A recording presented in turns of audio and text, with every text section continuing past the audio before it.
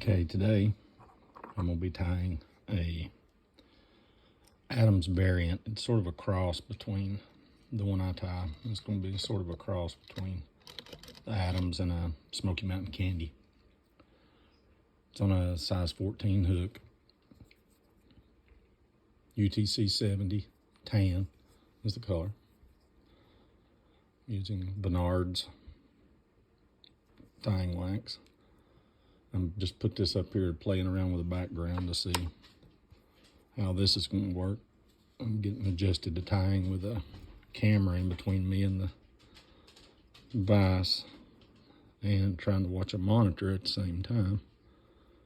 So this is a learning experience. Start by running your thread excuse me, all the way back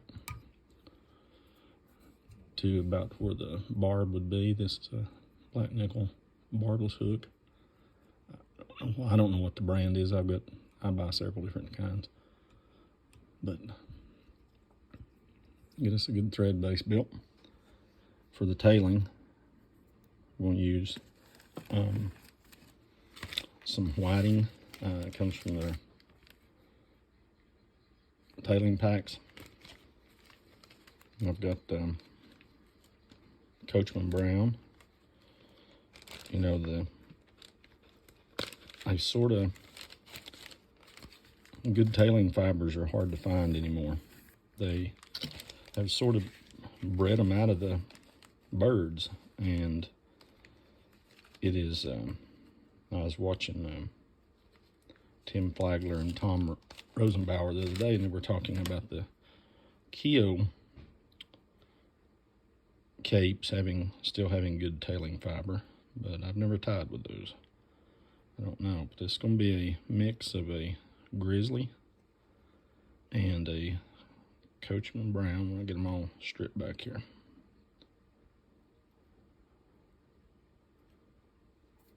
Tail. Line that up. Do a pinch wrap to hold it on top.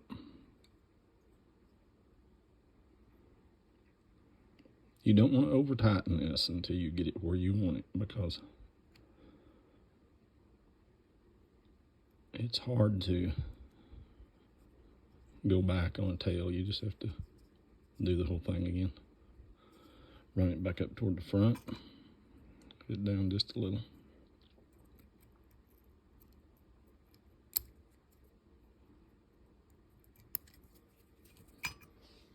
Now, for my wings, I'm using whiting winger capes. They're hen capes, and they're sort of hard to find, but you get these little round tip feathers off of them. And that's my lab in the background. She's a little upset. Somebody's been outside shooting and got her nervous. So she'll be all right, but she just takes her a while to get used to it. But I'm going to try to fix these feathers.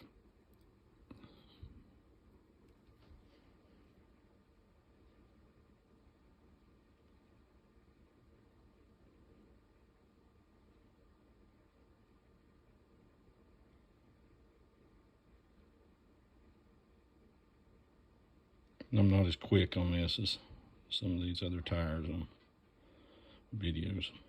It takes me a little while. Then my guineas are outside, so you can hear them.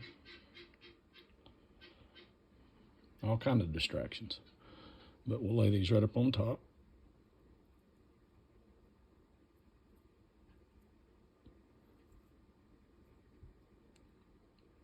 See how that thread wants to go toward the front. I don't want that. Hold on just a second. The way you compensate for that is give it bobbin a twist counterclockwise and see it jump back toward my thumbs. But I just barely put that thread around it, pull them back up on top. We'll fix them here in a minute.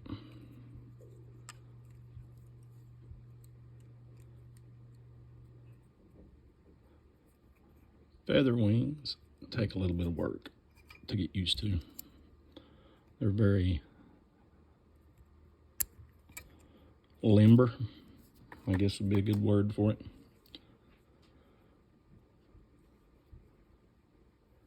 Pull them up upright. So just preen them back, come right in the front and build up a little dam. I'm back a little far from the hook eye, but I'm trying to keep from crowding it. Now, this next part, it works a lot better if you get a stiffer bodkin. You come right here in the middle, take your bodkin. I've got one wing bigger than the other, but that'll be all right for this. Sort of mash them down in the middle and separate them. Then, right here, you have to be very gentle when you start figure eighting these things. You don't want to pull too much. See how just a little bit of pressure will change those. So what you do, after you make a couple of wraps, you come right here on your shaft, then snug.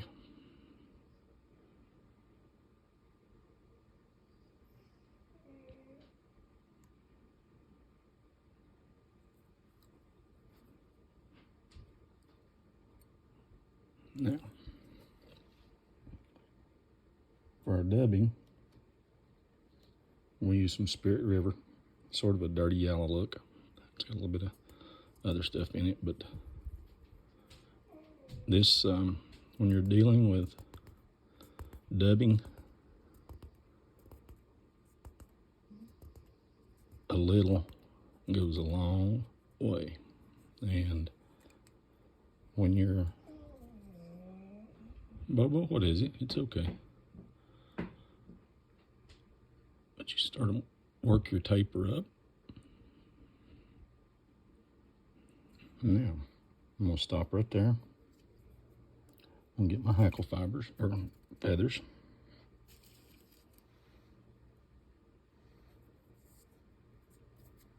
Now, I have a tendency to over hackle a little bit, but the waters I fish, I like to see them, and I like for them to float. But now, I'm going to show you how I strip these feathers. Can you tell how I done that? Take a little bit more off the leading edge. Tie it near to me. Shiny side forward.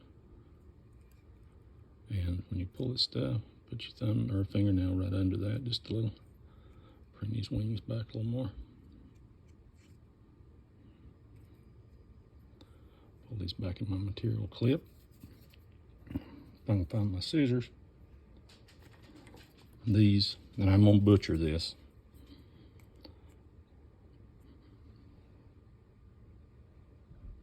Anadromous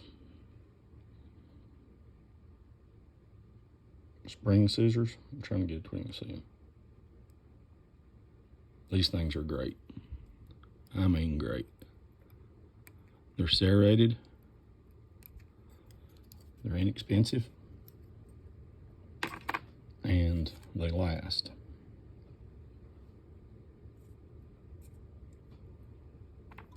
Now I'm hunting my grizzly hackle. We're going to do it the same way once I find it.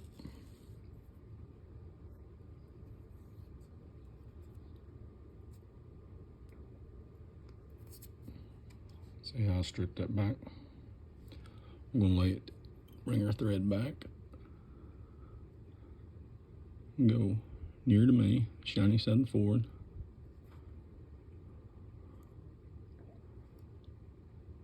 Now that thread's flattening out. I don't want that right now. I want to go clockwise and tighten it back up.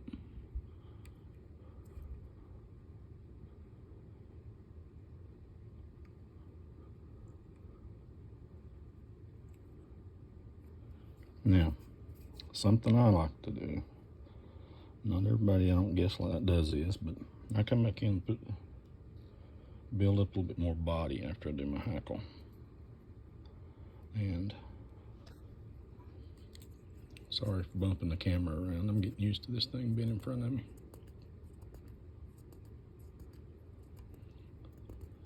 Just a small amount.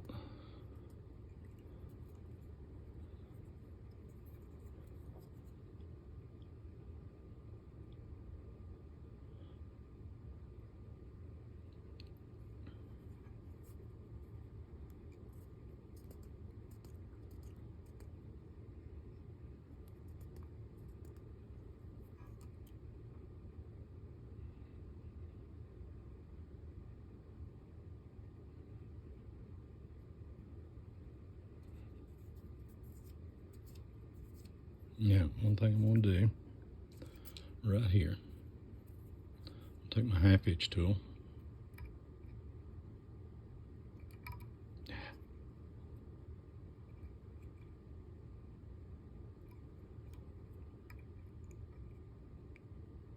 Tie that off.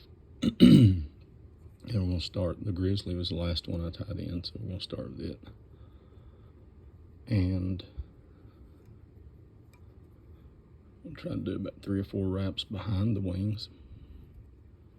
Now, this right here is something, I forgot the guy's name. Hey, I've read it and I've got the book over here. I'd have to look it up. Something about the dry fly code.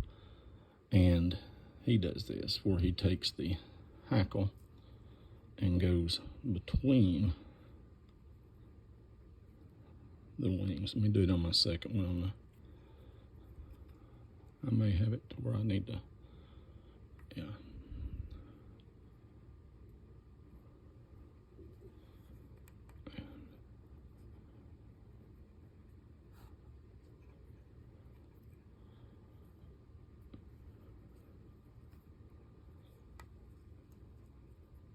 Once, twice, and come right in the front, tie it off.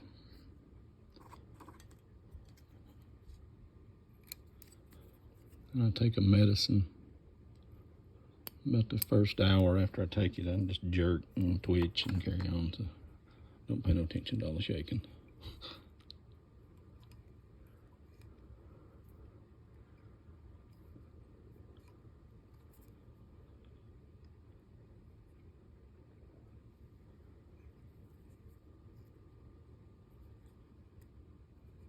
Once,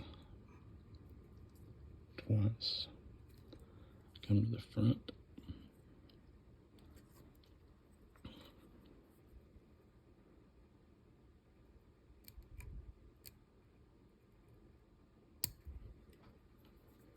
Now,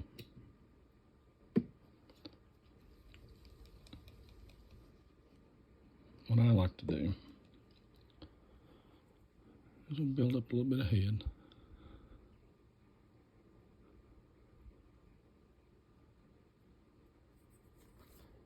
Do our half hitch.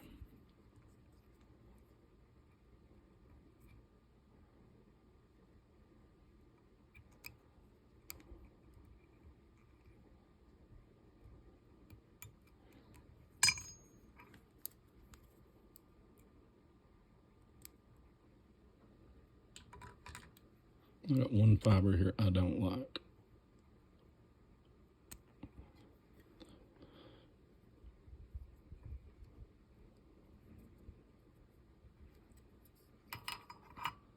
I use Gulf Black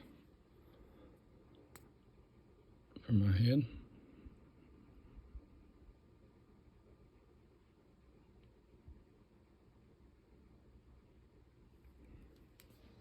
Just a little.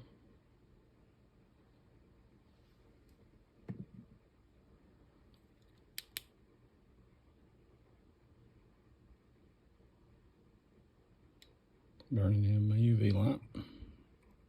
So I got one wing bigger than the other, but it'll still fish. And there you go.